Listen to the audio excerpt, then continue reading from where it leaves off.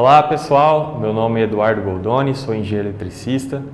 Já faz aí 10 anos que eu trabalho na área de elétrica, né? Fiz engenharia elétrica aqui no interior de São Paulo, em Ilha Solteira.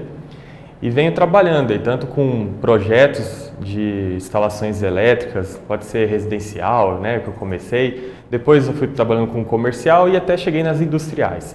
Trabalhei um tempo como líder na área de cogeração de energia. Então, lá eu trabalhava com caldeiras, com geradores, subestações, né, subestações 138. Então, a gente tinha muita atividade que envolvia eletricidade. Então, nesse tempo, esses 10 anos que eu venho trabalhando, aprendi muita coisa nessa área, né? E vejo assim que cada vez mais o pessoal tem procurado melhorar, né, suas atividades, seus procedimentos, para poder não correr o risco de acidente elétrico, né, conforme as tecnologias vão avançando, certo? Então existe essa preocupação, tanto de melhorar a questão de produção, quanto de segurança. Nós somos da Gente Mais, consultoria e treinamento, e vamos passar para vocês aqui o treinamento de NR10. Por quê? Né? Vamos começar aqui, primeiro uma imagem do pessoal trabalhando, né? O que é NR10? Segurança em instalações e serviços em eletricidade. Então tem o pessoal aí trabalhando, né? Provavelmente numa subestação 138, você vê o pessoal todo equipado com a luva, capacete, a roupa NR10, certo? O próprio andaime que eles estão usando parece que tem uma proteção ali, para evitar algum contato que feche ali com terra, né? Então eles estão trabalhando da forma correta, né? Provavelmente está desenergizado, porque eles estão ali trabalhando com roupas normais, não são roupas especiais, certo? Então é isso que a gente vai apresentar para vocês. Como trabalhar em segurança, como fazer serviço, como projetar uma instalação de acordo com a NR10, certo? Primeiro, vamos mostrar os riscos envolvidos aí na NR10, tá? Os acidentes, certo? No Brasil todo, isso é a fonte da Abracopel, uma instituição que faz o levantamento do anuário, né? Quantos acidentes acontecem no ano. Você pode ver que teve 1.662 acidentes no total, isso daí em 2019, tá pessoal? Os números de 2020, 2021, como tiveram aí bastante dias às vezes parados, né, por causa da pandemia, eu resolvi não trazer esses números para você porque vai estar um pouco menor do que o normal. Mas em 2019 foram 1.662 e vinha crescendo, né? 2013, 2014 sempre o número cresceu, certo? Você pode ver aí que com sobrecarga sem incêndio foram 12 e não teve acidente fatal. Agora, acidentes por descargas atmosféricas, né? Um raio aí que atinge, né, o pessoal, levou aí 50 vidas, né, humanas, né? Fora animais, né, outros incêndios que pode ser provocado, né, alguma perda de econômica, né? Mas foram o mais grave 50 pessoas que foram atingidas e faleceram, certo? Incêndios por sobrecarga de energia, né? O que aconteceu? Um curto-circuito, pegou em algum material que é combustível, né? E acabou gerando aí um incêndio e 74 pessoas faleceram por isso no Brasil, certo? Foram 656 acidentes e você vê um número já bem maior do que, por exemplo, a descarga atmosférica. O pessoal está sempre preocupado, né? Tomar um raio, mas geralmente é o acidente que acontece de um incêndio, de um curto-circuito, acontece aí quase 8, 9 vezes mais, né? E por fim, acidentes com choque elétrico, né? Então foram 909, isso daqui, pessoal, só que foi levantado, né? Acontecem outros acidentes, mas quando não tem um atendimento médico, não vai para um hospital, ele nem é levado em consideração, tá? Então, dos 909 acidentes que aconteceram, 697 tiveram vítimas fatais. Por quê? Né? Geralmente que vai para um hospital, geralmente é um acidente grave, né? Então, quase 700 pessoas já faleceram disso, certo? Então, você vê aí que muita gente ainda morre por problemas nas instalações elétricas ou por alguma negligência na hora de executar um trabalho, certo? No próximo slide, a gente vê por tipo de edificação, né, as mortes por choque elétrico, que não leva em consideração os incêndios, certo? Então, você percebe que você consegue ver que se destacam, né, em residência, né, uma casa, residência unifamiliar, e também rede aérea de distribuição. Então, rede aérea de distribuição que mais tem ali, mais de 200, né? E residência mais de 170 ali. Outras que se destacam, né, na área urbana, aí, tomando, né, choque em postes, né, em avenidas, né, e em área rural, certo? Aí a gente consegue, né, ter uma ideia do quanto que acontece de acidente, por exemplo, numa casa. Por quê? Sempre tem ali uma tomada que não está fechada corretamente, não está bem lacrada, aí vai uma criança ali, coloca a mão, né, acaba tomando choque. Pode ser também um chuveiro, né? O pessoal às vezes não tem a instalação correta do chuveiro, não coloca um aterramento, acaba tomando um choque. A hora de abrir o chuveiro acontece também, certo? E na rede aérea de distribuição, geralmente, né, lógico que acontecem também acidentes com o pessoal que trabalha nas empresas de distribuição, mas também acontece com muita gente que não trabalha em empresa. É um eletricista autônomo, que não tem o treinamento, ele começou ali trabalhando e não treinou, ele, né, acaba mexendo numa área que ele não conhece muito bem. Ou pode ser até um pessoal assim, um pedreiro que vai fazer alguma instalação ali provisória, certo? Ou alguém que vai passar com um andaime embaixo da linha de distribuição, acaba tomando um choque, né? Então aconteceram muitos acidentes. E por quê? Falta de treinamento, às vezes um erro de projeto, certo? Às vezes uma negligência mesmo. Então, o pessoal tem que, né?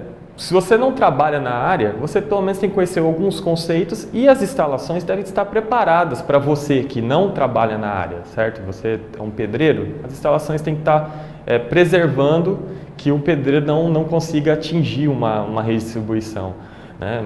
Então, e quando você for, né, você, profissional, for passar por algum local que você veja que tenha risco, você tem que alertar, né? Você tem que falar para esse pessoal que, olha só, você pode tomar um choque aqui, toma cuidado, você está embaixo de uma linha energizada, certo?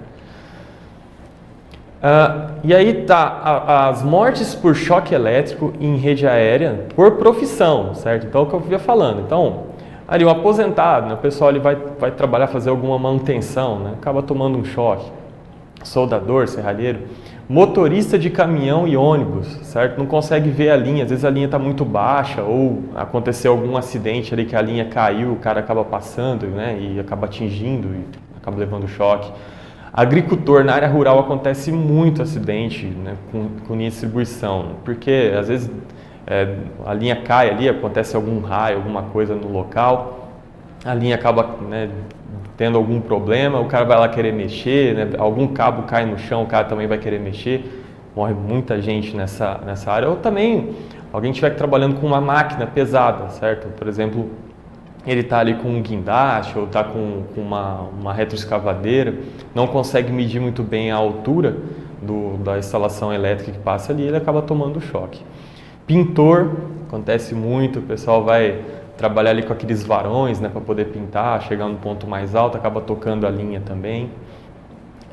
Instalador de TV a cabo, veja só, esse pessoal está sempre muito em contato com a redistribuição, ele trabalha na redistribuição, e aí ele acaba não observando que a linha está passando próximo ali aquelas áreas que ele trabalha ali na linha de fibra ótica, alguma coisa assim, acaba tomando choque, certo?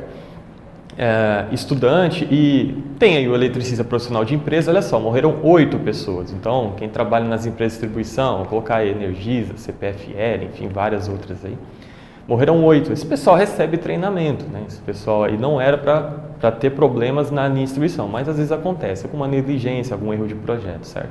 E eletricista ou técnico autônomo, já bastante, né? 26 acidentes. Né? O pessoal que vai trabalhar numa casa, fazer uma instalação, para ele trabalhar da medição para dentro, mas aí ele vê algum probleminha ali na entrada de energia ou no poste, ele vai querer mexer também, não tem os materiais adequados, não tem EPI adequado e acaba sofrendo um choque elétrico, certo? Os acidentes por choque elétrico em residência, que a gente vai separar só os que acontecem nas casas, certo? Você percebe aí, ó, que, né, em verde mais claro são os acidentes fatais e o azul é o total. Máquina de lavar, micro-ondas, geladeira, o que acontece? Esses equipamentos, geralmente a carcaça ela é metálica. Então, se tiver condutor ali pegando na carcaça, certo? Ele vai ter uma carga elétrica, o pessoal rela e acaba tomando choque. Então aconteceram 57 acidentes, certo, no total, e 52 fatais. Eu, acredito que tenha acontecido muito mais acidentes desse tipo. Você vê que 57, 52 foram fatais, acredito que tenha aí mais de 1000 acidentes, com certeza, mas a gente acaba só levando em consideração aquele que vai ter um atendimento médico, né? Só que você percebe que quase 100% das vezes que tem um acidente um pouco mais grave, que envolve um eletrodoméstico, de 57, 52 pessoas morreram, certo? Então, toma muito cuidado. Aí vem a importância do aterramento, né? Extensão e Benjamin, pessoal. Quando a gente vai projetar uma casa, um comércio, a gente tem que procurar deixar aquele monte de tomada espalhada no local. Por quê? Para não precisar fazer aquela gambiarra, colocar um Benjamin, colocar três tomadas no mesmo ali, acaba dando uma sobrecarga, ou senão o sistema às vezes é de plástico, não está bem fechado, quando o cara puxa, fica exposto o condutor ou as questões das chapas que tem ali dentro, os materiais elétricos. Então, dos 28 acidentes que tiveram, 25 foram fatais. Você vê também que provavelmente acontecem muitos mais acidentes com Benjamin, mas o que aconteceu foi relatado, dos 25, 28 morreram, certo? Então, quando acontece realmente um acidente grave, a pessoa vai falecer. Fio partido em ambiente interno, certo? Foram 99 acidentes com 85 fatais. Olha lá, carregador de celular. Tem muita segurança envolvida num carregador de celular. Não é um equipamento assim a Deus dará. Mas lógico, existem os equipamentos que são aí de procedência duvidosa, O pessoal compra no mercado paralelo, E ele não tem a segurança que um carregador que vem de fábrica, das empresas que fabricam os celulares. Eles não têm essa segurança, então aí acontece muito acidente, o pessoal vai tentar abrir, consertar o sistema ali, não conhece e acaba tomando um choque. Ou o sistema, quando você vai puxar ali, ele abre, ele desfarela, pode ser aquele plástico mais fino, acaba acontecendo acidente, muitas pessoas falam assim também. Cerca eletrificada, então essa cerca aí é para quê? Para evitar que alguém adentre a sua casa, E tem que ser sinalizadas, daí é para assustar a pessoa, não é para fazer a pessoa morrer numa cerca elétrica, Então, assim, tem que sinalizar, mostrar que está eletrocutado. Então, a pessoa tem que deixar sempre um mecanismo de sinalização, certo? E quando for também dar manutenção nesses sistemas, desligar, Desligar porque pode acontecer algum problema. O cara está molhado ali, está suado, acaba tomando um choque e às vezes pode ser fatal. Certo? Varal, aconteceu inclusive na minha cidade um tempo atrás. O cara deixou um varal lá metálico, esse varal estava pegando num condutor e ele acabou levando um choque, E como ele estava pendurando uma roupa, então ele elevou o braço dele, até um ponto, acabou que o choque desceu, passou, pelo coração até o pé e aí pegou numa posição aí que a eletricidade atravessa o corpo, então acabou acontecendo um sinistro. Então aconteceram 4 vezes daí, você vê que é fatal. Aconteceu um acidente varal, geralmente já acontece o acidente que é fatal mesmo, tá? Então, apresentando o nosso curso, vamos colocar ali na tela a atualização da legislação brasileira referente à prevenção de acidentes. Então são geralmente as normas regulamentadoras, é uma das ferramentas à disposição dos trabalhadores e empregadores, então é tanto sua, que trabalha na área, quanto da sua empresa, ela se proteger também, para que não aconteçam acidentes na empresa dela, que é ruim, A empresa não quer que aconteçam acidentes ali, certo? Então é para garantir ambientes de trabalho seguros e saudáveis.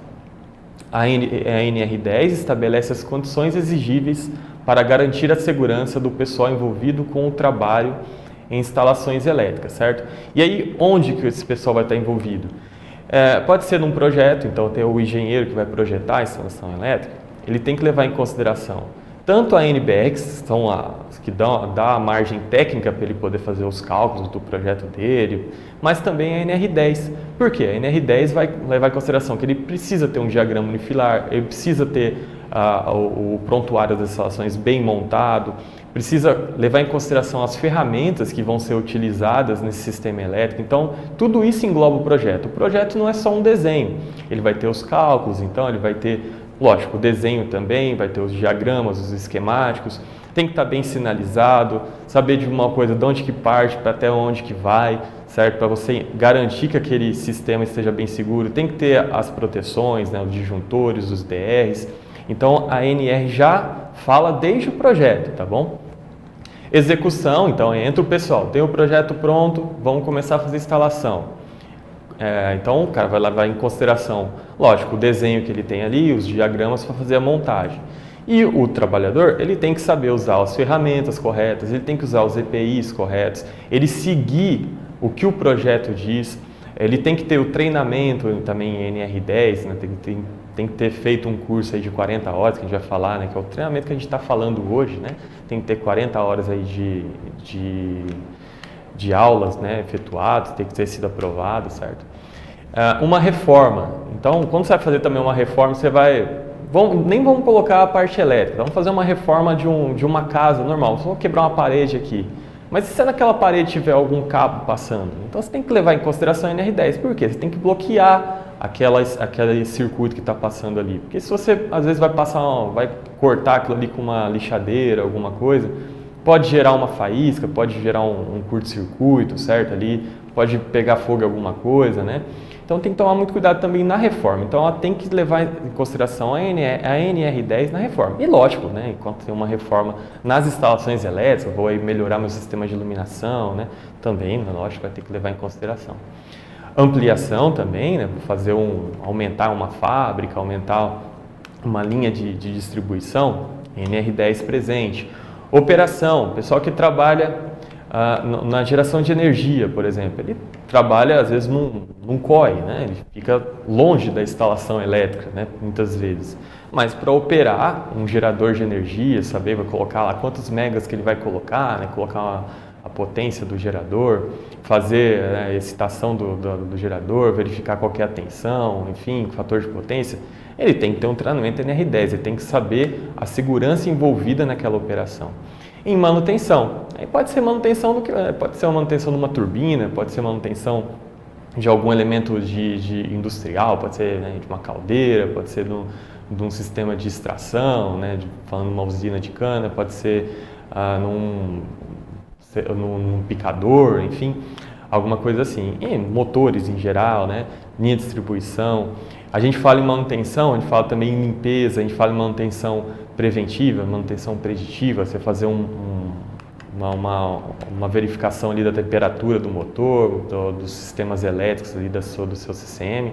Então também você tem que conhecer o que a norma pede em relação a isso, tá? Então vamos lá. Os trabalhadores autorizados a intervir em instalações elétricas devem possuir treinamento específico, que é o nosso aqui NR10, sobre os riscos decorrentes do emprego da energia elétrica e as principais medidas de prevenção de acidentes. E quem que rege? A NR10 inteira? Não, o que rege que fala que precisa do treinamento? E qual é a carga horária do treinamento? Qual é a dinâmica do treinamento? Qual vai ser as matérias do treinamento? É o anexo 3 da NR10, certo? Lógico, a NR10 ela é dirigida para prevenção de acidentes, então ela não vai substituir um treinamento específico. Por exemplo, você vai fazer NR10, você pode tomar conta de fazer uma manutenção no motor? Não, o treinamento para fazer manutenção no motor é NR10 é outro. Eu fiz NR10, eu posso operar um gerador de energia? Não, você tem que ter o treinamento específico em geração de energia, tem que ter o treinamento específico em linha de distribuição, enfim. Então a NR10 é segurança, então a gente vai complementar esse conhecimento que você tem técnico com as questões de segurança, certo? Também o anexo 3 da NR10 estabelece que a carga horária mínima, tá? Carga horária mínima, 40 horas para o treinamento do trabalhador autorizado. Então a gente vai falar depois o que é o trabalhador autorizado para efetuar os trabalhos, né, com energia elétrica. Mas ele estabelece 40 horas, então... Pessoal, prepare aí, junta na cadeira, bebe uma água, que esse treinamento é longo, né? Ele é um treinamento que tem muitas matérias, tem muitas umas coisas que são lidas, né? A gente tem que olhar lá a norma, ver o que a norma está escrita, interpretar o que ela está dizendo, certo? A gente vai trabalhar com uma norma técnica, uma norma que tem força de lei, que é a regulamentadora. Então, assim, ele é bem específico e às vezes é um pouco até cansativo. Então, vamos lá, vamos ter bastante paciência no curso e tocando ali no seu ritmo, né? Se você não entender alguma coisa, volta, tenta entender, não saiam com dúvidas desse treinamento, tá? Então, a seguir nós temos a programação mínima. Então, isso daí a norma também estabelece, o anexo 3 da NR10 coloca quais são as matérias que eu devo ter. Programação mínima do curso de NR10, certo? Então, vamos lá. O item 1, né? Então, a introdução que a gente está falando aqui sobre o que acontece no geral, né? Nas instalações elétricas. Vai falar um pouquinho também aqui sobre como funciona a geração, transmissão, distribuição. Os riscos em instalações de serviço com eletricidade, então quais são os riscos? Incêndio, risco de choque elétrico, certo? As técnicas de análise de risco, e aí não envolve só o risco com elétrica. Geralmente, quando alguém vai trabalhar com elétrica, ele vai trabalhar em altura também, ele vai trabalhar talvez num espaço confinado, ele vai estar sujeito a algum agente biológico, certo? Então, vai fazer uma análise de risco como um todo, levando em consideração, lógico, a parte elétrica e também as outras questões envolvidas no trabalho. As medidas de controle também, a gente vai ver lá que não é... O pessoal pensa logo em medida de controle, já pensa logo no EPI, né? Quando ele se esforça muito, é EPC. Mas antes disso, a gente tem muitas outras coisas que podem ser feitas para evitar, certo? Por exemplo, uma medida administrativa.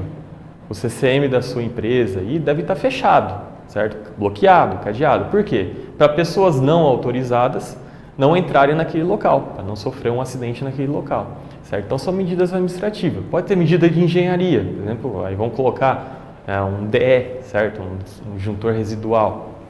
Então, é uma medida de engenharia para evitar, se alguém tomar um choque ali, aquela instalação desliga o mais rápido possível, certo? As normas técnicas, a gente vai falar um pouco.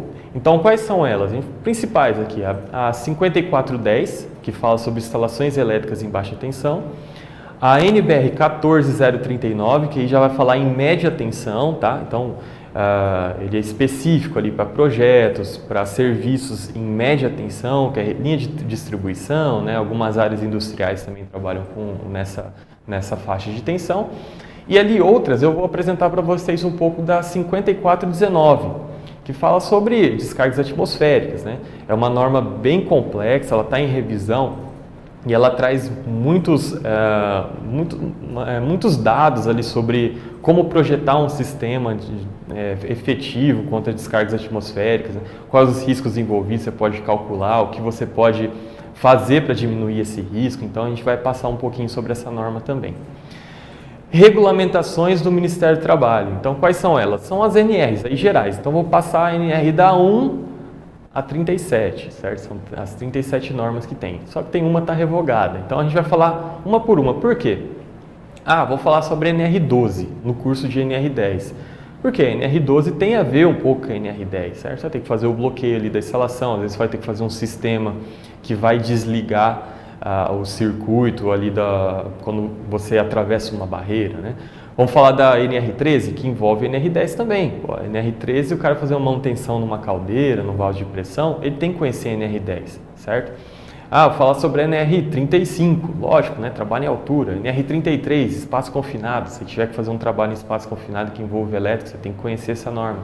Vamos falar da norma que fala sobre ergonomia. Vamos falar da norma que fala sobre por que você recebe os 30%, você está trabalhando em ambiente perigoso, vamos falar sobre área classificada. Então, é importante você conhecer essas normas, é a sua profissão, é onde você trabalha, então você tem que conhecer todas essas normas, aí, o básico delas. Lógico, não precisa conhecer inteira, né? É o pessoal do SESMIT que tem mais esse conhecimento, mas você também deve saber aí onde procurar a informação, certo?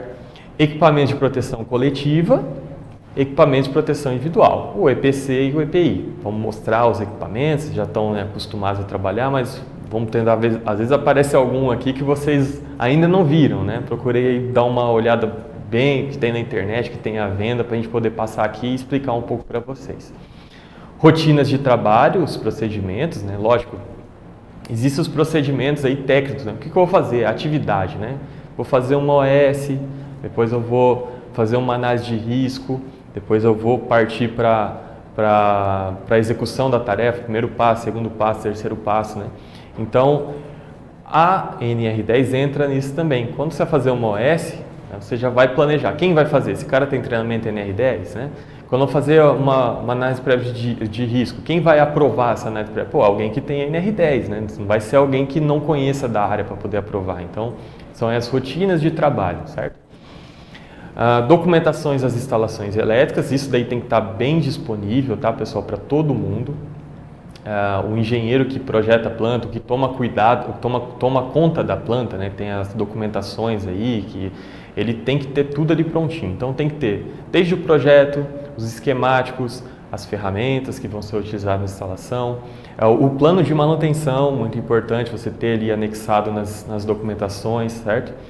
Os riscos adicionais, então como a gente falou, tem as medidas de controle e tem os riscos adicionais, né? Como a gente falou, vamos lá, trabalho em altura, espaço confinado, um agente químico, um agente biológico, né? E aí vem os modos de proteção contra incêndios, acidentes de origem elétrica, já passar um pouco sobre os acidentes, aí ó, aquela pirâmide, né? Como tem vários incidentes que vão acontecendo até que aconteça um acidente, passar um pouco dessa teoria para vocês. E as responsabilidades. O que a empresa é responsável por você, o que você tem de responsabilidade, né? A empresa é obrigada a te oferecer o EPI, você também é obrigado a usar o EPI. A empresa tem que te obrigar a usar o EPI. Então, são as responsabilidades que estão envolvidas de acordo com a NR10, certo? Vamos lá, pessoal? Então, vamos para o conceito, né, de eletricidade, né, na nossa introdução. A eletricidade, né, é um termo geral, né, que abrange uma variedade de fenômenos resultantes da presença e do fluxo da carga elétrica. Então, aquela coisa bem geral, a gente não consegue ver energia, então você vai manifestar em algum fenômeno, por exemplo, um relâmpago, está ali, né? Uma eletricidade estática, que você às vezes arrepia o cabelo, como do menininho ali, está arrepiando, né? Uma corrente elétrica num fio, né, que vai ligar algum equipamento, então ele vai gerar uma sua televisão, seu computador, está gerando aí uma luz, né, uma imagem, certo? Um som. Tá? Então a eletricidade ela vai se manifestar geralmente aí em outros fenômenos, né? Luz, som, enfim, qualquer outro.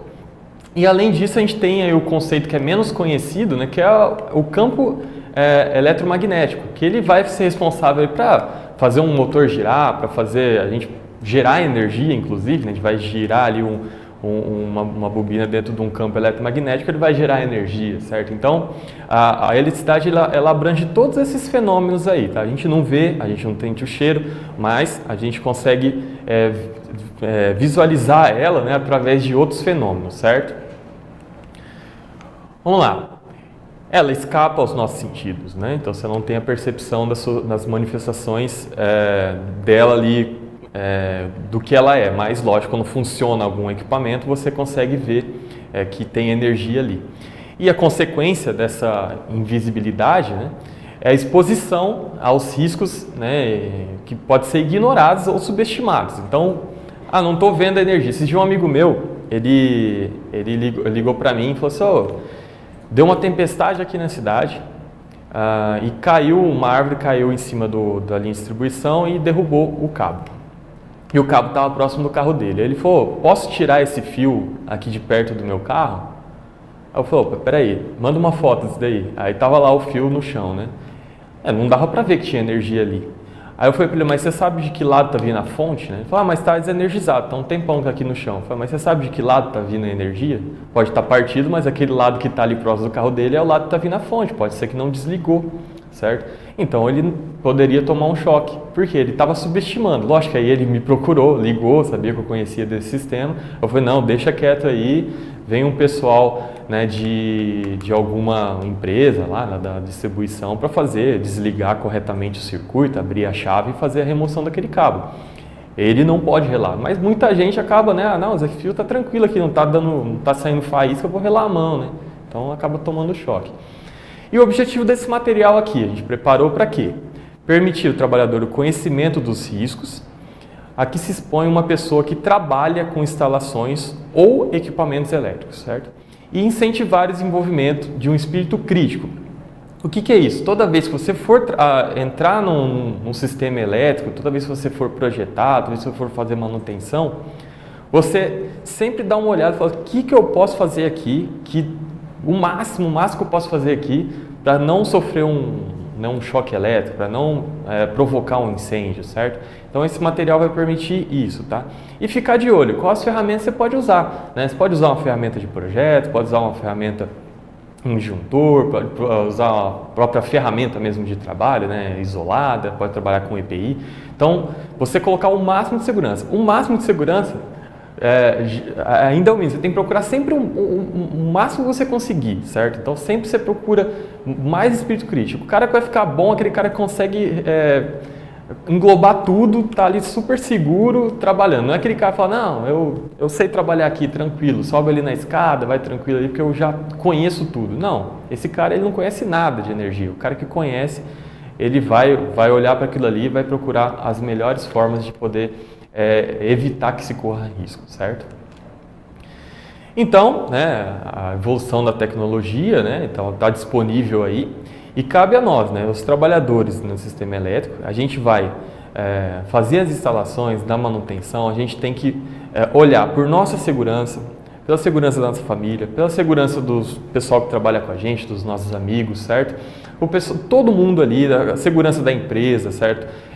A gente tem que criar um ambiente onde a segurança tem que ser o dever de todos. Não é só do técnico de segurança que vai passar ali para te dar uma bronca, que você está fazendo errado, né, ou com o engenheiro que projetou errado. Não, gente, todo mundo é responsável pela segurança. Então, se você vê alguma coisa errada, você é responsável, você tem que ir lá e consertar, certo? É isso que a gente queria passar na introdução do curso de NR10. Na próxima, a gente vai falar um pouco da geração de energia, transmissão, distribuição e quais as atividades que a gente faz nesses setores, certo?